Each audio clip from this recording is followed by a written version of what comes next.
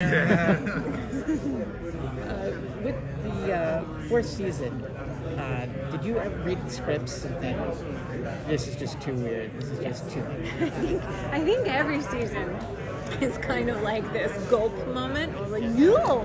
How are we going to do this? And every season, I was so surprised. Like, it's such an intelligent, loving, psychedelic show that I also have trouble like following it in scripts, but then when I see it, I'm blown away by how we created such a fantastic, beautiful story.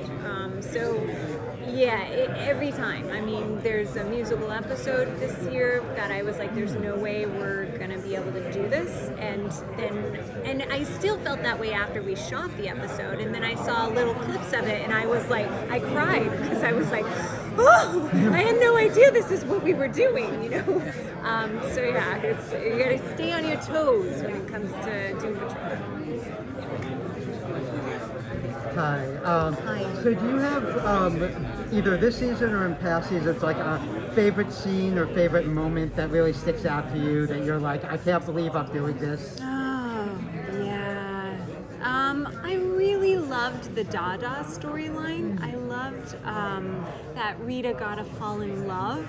And it was under such like a creative circumstance, like going back in time into this like the 30s kind of feel, and this period that she didn't belong in, but then also felt so at home with.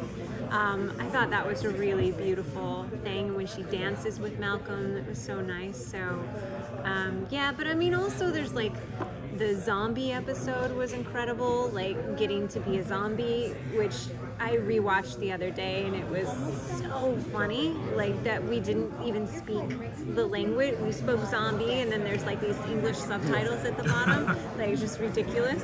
But so most of the time, I feel like if you walked me through all the episodes, I would find so many memorable scenes because they're just like, they're pieces of art to me. Like just they can stand alone, and then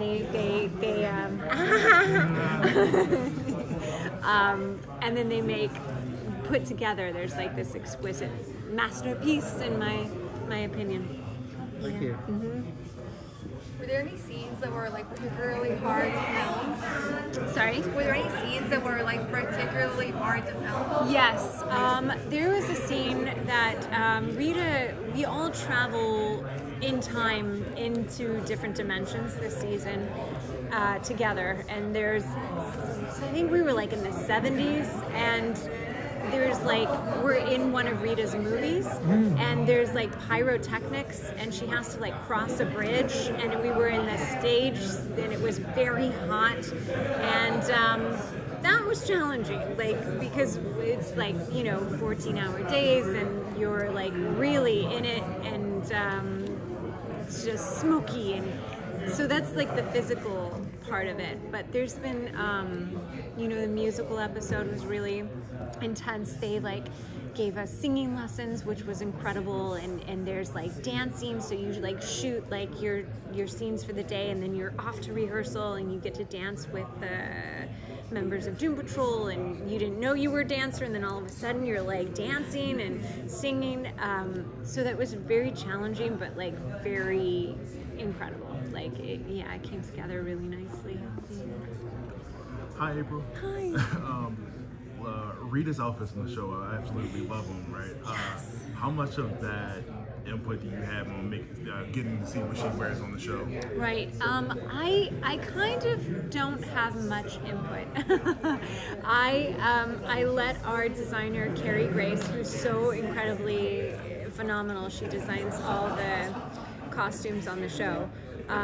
She kind of gives me her choice, and then it's like, do I like this, do I not like this? And most of the time she's like spot on. Like there's in the first episode of season 4, Rita is like the leader, and so it opens on Rita in like her, you know, superhero outfit, which is like a cape and a beret and a vest and a tie, because she's so dramatic and fantastic. And Carrie just knows how to implement like Rita's behavior of what is an actress, like if an actress is playing the role of like a leader, what is a superhero, like, and then you get this incredible like high heel boots, and she just really feels herself. So That's not a battle ready outfit.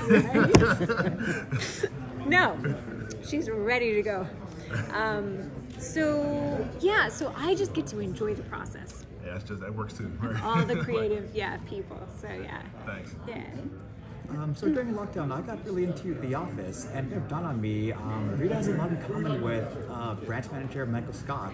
Which one is Michael Scott? Is he the main guy? Dave Brown. Okay, yeah. Because they're both egotistical and kind of vain, but there's this kind of vulnerability and loneliness to them.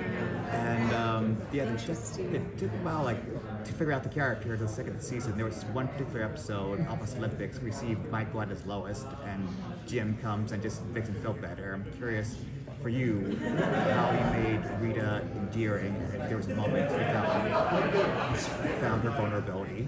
Right. There are moments of her. I think when Rita lashes out, it's in the moment, and then I think when she has time to reflect, she feels vulnerable and insecure. I think that's why she does kind of lash out, and it's like, puffing up a little bit. She has to protect her heart and herself. But in season 4, there is that aspect, because she goes into team leader and she really believes in herself, and the team is following her, and because she's insecure and vulnerable, I think she pushes a little too hard, and then the team turns on her. So Doom Patrol kind of kicks her out of that role because she's a little too pushy and she takes her role too seriously, and then that breaks her heart. So then she becomes just a mess of a human, or a meta-human. I don't know, what is she? Superhero, not superhero. Yeah, and so I think she's really delicate, actually. I mean, she is. She blobs out when she gets nervous. Yeah. Thank you all so much. Thank you.